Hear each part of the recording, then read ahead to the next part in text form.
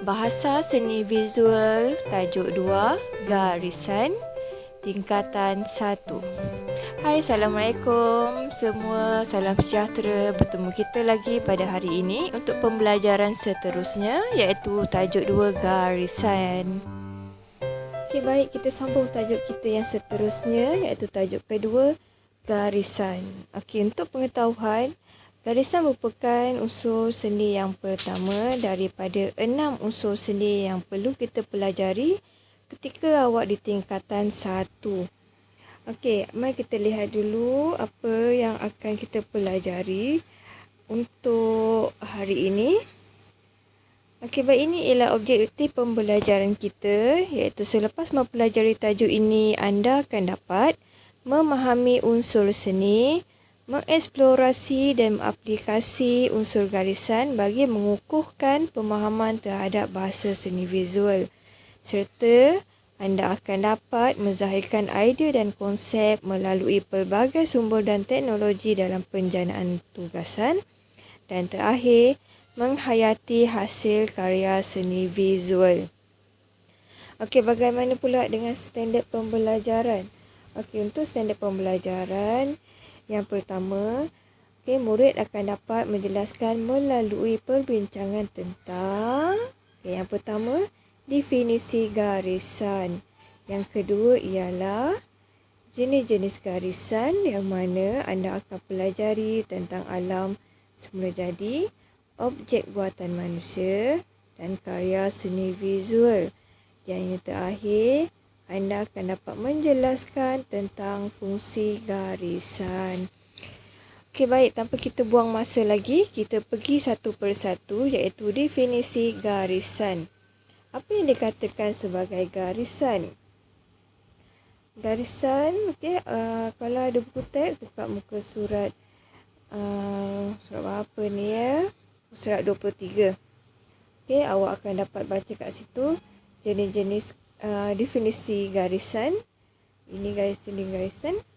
Garisan adalah kesan titik yang bergerak dihasilkan dengan menggunakan sesuatu alat atau media yang bermula daripada satu titik permulaan merentasi sesuatu kawasan. Okey, apa yang dimaksudkan dengan garisan yang bergerak? Okey, saya bagi contoh kat sini. Ya, saya tukar warna merah. Okey, warna hitam. Okey, nampak tak titik-titik yang saya buat ni? Okey, itu ialah titik. Kemudian saya sambungkan titik ni ke titik seterusnya. Okey, ini dinamakan sebagai garisan yang bergerak merentasi sesuatu kawasan. Okey, apa pun awak kena jaga-jaga. Hujung garisan ni dia tak boleh bercantum. Tak kisahlah garisan awak macam mana rupa pun, sama ada dia melingkar, lingkar, atau mungkin dia berpusing. Yang pastinya hujung dia tak bercantum. Okey, selagi dia tak bercantum, itu dinamakan sebagai garisan. Okey, kita tengok pada jenis-jenis garisan. Okey, kat sini dia dah bagi beberapa contoh yang mana setiap garisan ni memainkan identiti dia masing-masing, iaitu dia ada maksud dia sendiri. Okey, kita tengok satu persatu. Garisan yang pertama ialah garisan nipis. Garisan kedua ialah garisan tebal. Okey, nampakkan beza dia antara yang tebal dengan yang nipis. Yang ketiga ialah garisan bersudut. Okay, apa yang dikatakan sebagai bersudut? Okey, awak tengok dia punya garisan ni. Okay, nampak tak dia punya sudut? Saya dah bulatkan beberapa ni. Dia tajam-tajam. Itu dinamakan garisan bersudut atau yang berbucu. Okey, seterusnya kita lihat yang keempat, garisan berpancar. Yang kelima, garisan putus-putus. Selalu apa yang awak akan nampak putus-putus ni kat mana? Okay, bila awak lukis awan, lepas tu ada air hujan. Okay, itu ialah putus-putus. Seterusnya, garisan melengkung, garisan melingkar, Dan yang terakhir, garisan beralun. Okey, seterusnya mari kita pergi pula pada garisan pada alam semula jadi. Ini adalah contoh-contoh garisan yang awak pelajari tadi. Okey, yang ini tadi garisan nipis, tebal, bersudut, berpancar, putus-putus, melengkung, berlingkar dan beralun. Okey, sebenarnya garisan ni awak boleh nampak dekat alam semula jadi. Okey, kita lihat satu persatu. Okey, ini adalah pokok apa ni? Ini ialah pokok buluh. Okey. Dia samakan dengan garisan halus dan garisan tebal. Sebab kenapa? Ya, awak boleh nampak kat situ. Garisan lurus, ada yang tebal, ada yang nipis. Okey, seterusnya kita tengok pula yang kedua. Garisan berpancar dekat atas. Pandangan sudut daripada atas pokok kaktus. Okey, ini bila pokok kaktus. So, nampak kan dia berpancar-pancar. Okey, seterusnya. Okey, ini apa? Ini binatang apa ni? Ialah binatang siput. So, atas dia berpancar. Okey, melingkar. Okey, seterusnya. Garisan pada objek buatan manusia. Okey, awak boleh nampak kat situ. Contohnya dekat KLCC, kita nampak melengkung. Seterusnya pagar. Okey, garisan lurus. Itu ialah jalan kereta api. Ini adalah contoh karya seni visual yang diselitkan dengan garisan. Okey. Kat sini garisan putus-putus. Nampak tak dia punya line dia putus-putus. Okey, baik. Begitu juga awak boleh nampak dekat lambang KPM. Okey, ini adalah lambang KPM. Dia menggunakan garisan-garisan tegak. Kemudian mana lagi boleh tengok? Okey, ini ialah tikar. Kat tikar tu awak boleh nampak zigzag. Okey, itu ialah contoh-contoh yang ada pada karya seni visual. Okey, seterusnya kita lihat pula.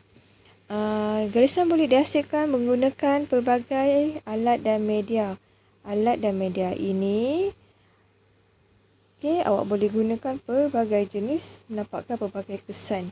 Okey, contoh yang pertama, dia gunakan apa ni? Ini dia gunakan pensel. Yang kedua, gunakan arang, yang mana kalau awak lihat kat situ, okey, beza dia dengan pensel ini besar. Okey, seterusnya kesan garisan gunakan pen. Ini ialah dia menggunakan marker. Kemudian dia gunakan berus. Dan keenam, kesan-kesan daripada krayon. Okey, tak kisah media apa pun awak gunakan, dia masih lagi diterima sebagai garisan. Asalkan, seperti saya kata, hujung dia yang pertama dan kedua tak bercantum. Okey, seterusnya kita lihat lagi fungsi-fungsi garisan. Okey, garisan menghasilkan rupa. Okey, yang itu yang pertama. Okey, ini yang pertama. Okey, yang kedua, garisan menghasilkan jalinan. Ketiga, garisan mewujudkan ruang. Keempat, garisan menghasilkan bentuk. Kelima, garisan menghasilkan tone. Dan keenam, garisan wujudkan bentuk. Okey, kita lihat satu persatu. Macam mana garisan tu boleh menghasilkan keenam perkara ini. Okey, kita tengok yang pertama, macam mana garisan boleh menghasilkan rupa. Okey, saya buat dulu garisan. Ini adalah garisan. Kemudian saya buat sambungan, satu lagi garisan. Maka ia akan membentuk rupa. Okey, itu yang pertama. Okey, yang kedua. Garisan menghasilkan jalinan. Okey, macam mana garisan boleh hasilkan jalinan? Okey, ini saya buat rupa daun. Okey, daun. Okey, apa lagi yang perlu kita letak dalam daun ni? Ya, itu dia. Itu ialah urat-urat daun. Kita masukkan garisan-garisan jalinan dia. Okey, so akan menghasilkan garisan menghasilkan jalinan. Iaitu jalinan atas permukaan daun. Okey, ini yang kedua. Seterusnya, yang ketiga, garisan menghasilkan ruang. Okey, saya lukis satu kotak. Kemudian, saya buat lukisan yang biasa awak buat masa sekolah rendah. Okey, ada gunung, ada burung. Lepas tu, tengah-tengah ada jalan raya. Okey, lepas tu, ada sebiji rumah. Okey, tepi dia, kita masukkan sawah padi. Okey, kat mana ruang dia? Okey, kat sini, ruang hadapan. Dan di belakang, ruang belakang. Okey, ini yang ketiga. Kemudian kita tengok yang keempat. Garisan menghasilkan bentuk. Okey, untuk yang keempat, okey, saya akan lukis semula 3 segi yang kita lukis awal tadi. Yang mana garisan menghasilkan rupa. Okey, ini rupa 3 segi. Kemudian, saya buat lagi garisan di belakang dia.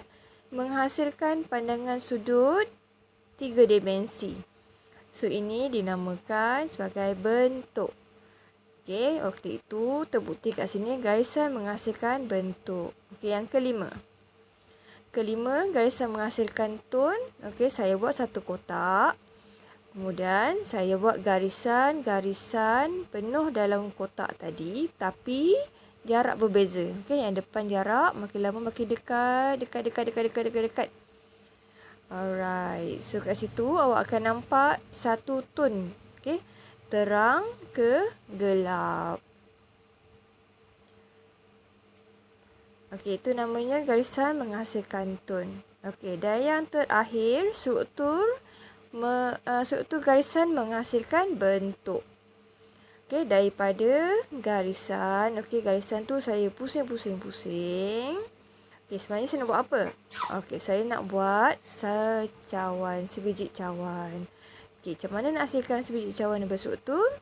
Okey, saya tegaskan kat situ garisan. Okey, saya ikut bentuk dia balik. Okey, nampak tak bentuk sebuah cawan? Okey, sebiji cawan. Okey, sorry. Okey, ini adalah struktur asas untuk sebiji cawan. Okey, yang terakhir, apa yang akan kita pelajari dalam tajuk ini? Iaitu teknik penghasilan garisan. Okey, garisan dihasilkan dengan pelbagai teknik. Setiap teknik ini akan menghasilkan garisan yang berbeza. Okey, ini adalah antara contoh-contoh teknik capan. Okey, yang pertama ini adalah teknik capan. Teknik capan ni teknik apa? Iaitu teknik mana awak ambil objek yang mempunyai jalinan, letakkan warna, lepas tu awak akan capkan ke atas kertas. Okey, saya rasa benda ni awak dah biasa buat ketika di sekolah rendah. Okey, seterusnya ialah teknik canting. Okey, teknik canting ni adalah teknik yang dilakukan di atas karya batik. Seterusnya ialah teknik titik, okey, teknik collage, teknik jahitan dan terakhir ialah teknik anyaman. Okey, ini ialah teknik-teknik yang awak boleh gunakan dalam menghasilkan garisan. Okey, saya rasa itu saja untuk hari ini pembelajaran kita tentang unsur seni garisan. Okey, kita akan masuk kepada latihan.